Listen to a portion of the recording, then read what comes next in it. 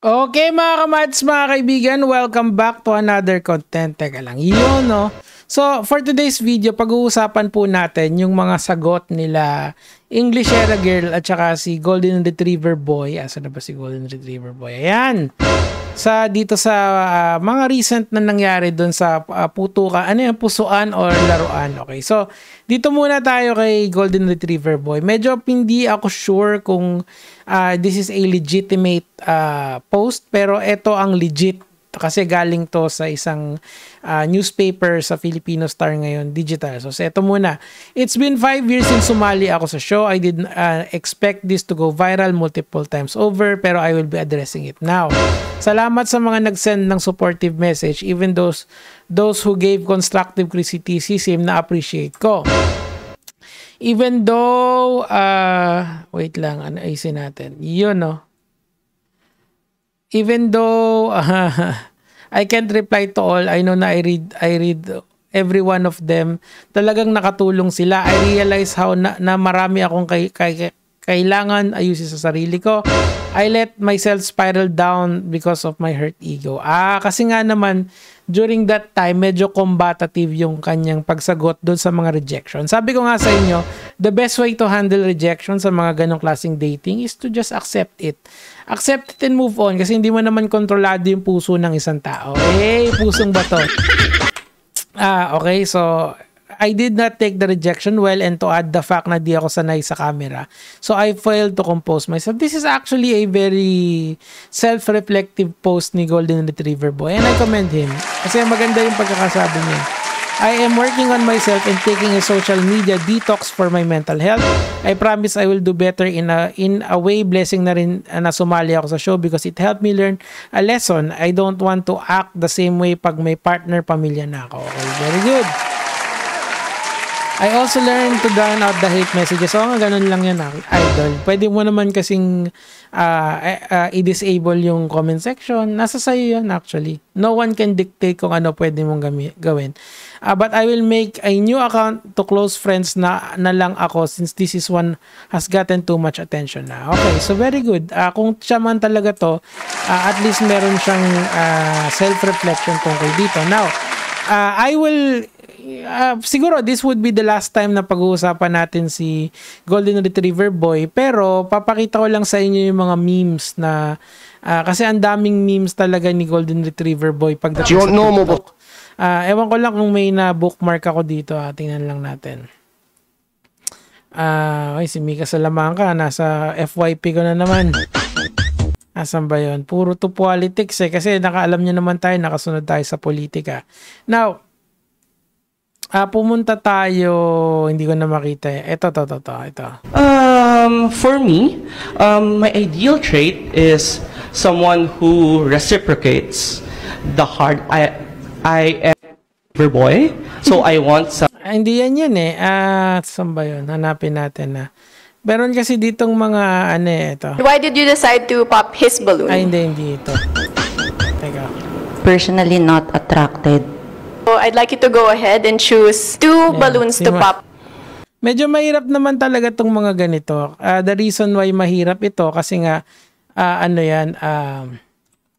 Golden Retriever Boy. Hanapin natin.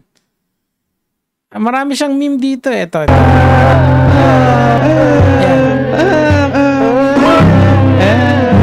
So okay na yan. Good luck na lang sa kanya kung ano man yung pangalan niya. So pumunta naman tayo dito kay Englishera, kay Ali. Okay. Actually para sa akin, I think Ali is not bad looking. I mean I have a very different standard of beauty, so count me out sa ganon. So let's read this, mga lods. Hi, this is the Englishera girl, but please call me Ali. Sige, Ali na yung a-address natin siya. It's been 2 weeks since the spliced video was uploaded before I had it taken down. Kaya pala hindi niya siya makita kasi pina-take down na, okay? Kaso kumalat na kasi sa Facebook and sayang hindi ko nakuha yung episode. Sorry. This is the first time I will open up to the public about this. After this, I want to be an advocate for bullying. Ate, internet to. promise ko sa'yo, you can only, well, ako, ang technique ko is to just block the people. Pagka di mo gusto, i-block mo. Kasi you cannot please everybody naman dito sa internet eh. So, there's no point in really trying to fight out with someone unless of course you're trying to farm engagement. Minsan ginagawa ko yun, lalo ngayon. Pag sumagot ako, alam nyo na lalong-lalo na kung sa random na nambabash or interact ako, it's just to farm engagement. It's just how it goes. Lalong-lalo na sa meta. Sa meta kasi mas mas paldo ka dun kapag magaganda yung post mo or engaging yung post mo. After I want to be an advocate, okay, if you guys know where I can start, I'm all ears. Okay, maybe a podcast. I want to help other people because I do not wish this at all. Okay. So, siguro, bukas po ang tanggapan ni Nico David kung gusto mo lang. Kasi I can talk in English if you want to speak in English. Gusto mo yung pa-code switch pa, madali lang yan. Why? Because this has been the worst experience of my life. Welcome to my world. I didn't do anything wrong and yet I get hate DMs. Was made into memes, a soundbite, death threats, and more. Ito talaga, common yan. Kanina, ilan ba yung death threats na nakuha ko? Mga 5? Hate wasn't even from 100, it was even from a few hundred. It was from tens of thousands of people who I do not know made assumption and identified my entire character. That's really how the internet works. All you have to do is to just keep on keeping on. Parang ito, ang daming sasabi, Nico David, wala ka ng views. Okay, pakialam ko. Magpo-post pa rin ako eh. Ikaw ang mag-adjust kasi ikaw yung nasa channel ko eh. You can always leave a dislike pero at this point in time, I really don't care kasi I really like to do vlogs. That's my thing na ginagawa ko for the longest time. And if you don't wanna watch the content, it's all good. This has caused me severe mental and emotional distress. Ito, naniniwala ako dito. And has made me afraid of crowds due to the fear of being recognized. Yun, isa din yun. I have watched the full episode uploaded on last August 2024, the 1-hour one, and realized that there was nothing wrong with what I said. I was simply sharing my experience, stating my preference. And then, thank you. And yung dulo naman nun, parang sinabi niya na, can I have my balloon back? Kasi nga, na-defend naman ng guy yung position niya. I mean, sa lahat po ng sasali dito sa show na to, please maging chill kayo. Do not fight. Please, parang awa nyo na. Kasi pagka nagkakaroon ng Jerry Springer moment, yung nagkakasagutan kayo, yun, dun nagmumula yung mga dun nagmumula yung mga virality, di ba? So, iwasan nyo yun. Parang awa nyo na kung sasali kayo sa mga ganyan. But if not, you still have the same thought, I respect that. Okay? Maybe I could use different words, but I am only echoing what people have said to me. I have experienced this ever since I was young. I got bullied no matter what language I used, okay? The guy in the video became my friend after the show. He was not offended by the things I've said. Yun nga eh. Kaso nga lang talaga, when you're, ganito kasi nag-viral yun. Nag-viral sa Facebook, nag-react yung mga reaction video, people, tapos ayan na, dire-diretso na. And sometimes yung inyong, yung kasi meron kasing psychological priming na tinatawag, okay? This is why it is very important for you to keep an open mind lagi pag nagbabasa kayo ng mga information or nakakarinig kayo ng mga bagay-bagay. What does it do? Halimbawa, pinanood mo si influencer A. Si influencer A galit dito dito sa object A na to. So, meron psychological priming na yung taong gusto mo ayaw doon sa pinapanood mo. So, ang tendency mo, magkakaroon ka ng resentful feelings doon. Now, kung hindi ka aware or kung hindi ka nagdudun ng research, kakainin mo na lang yung sinabi niya. And ganun din yung mafe-feel mong emotion. So, it is very important to be aware of, or be cognizant or be hyper aware of what's going on. Ako ginawa ko sa kanya nung nag-react ako, I watched the full clip, okay? Tinignan ko kung saan siya nagkamali, kung saan siya yung room for improvement, kung how she speaks, and then I listen. May nakakatawa ba akong binanggit doon? A little bit, pero you know, it is what it is. Okay?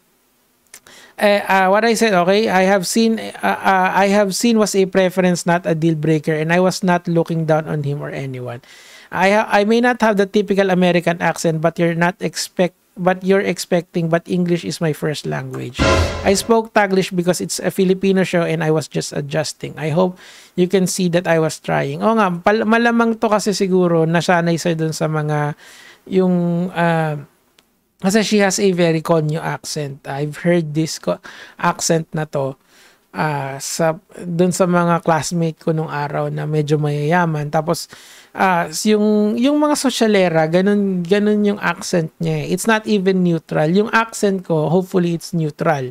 But yung sa kanya kasi, it's more of the Konyo, yung accent niya. That's why it sounds a little bit snobbish. Okay, not saying that she's snobbish. She sounds yung snobbish yung ano niya, yung kung paano siya magsalita. One thing for sure, I am blessed with good people. There are many people close to me or those I barely talk to stand up for me. There are even content creators and celebrity I personally like and stranger who defended me as well.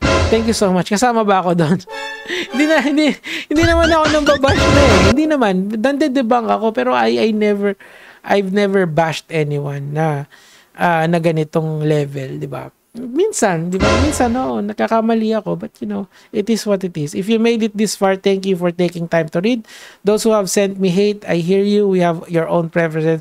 And I forgive you and wish you peace. Dapat nag-apologize din siya. Para two-way yung apology. I'm sorry if hindi mo nagustuhan yung sinabi ko. Ganon. Anyway, mga kamads, mga kaibigan, okay ba sa inyo si Ali? Maybe we can invite her. Kasi yung Nico David podcast, ang tagal-tagal na nun, hindi ko na nagawa ulit. Anyway, yun lang naman yung sa akin for today, mga lods.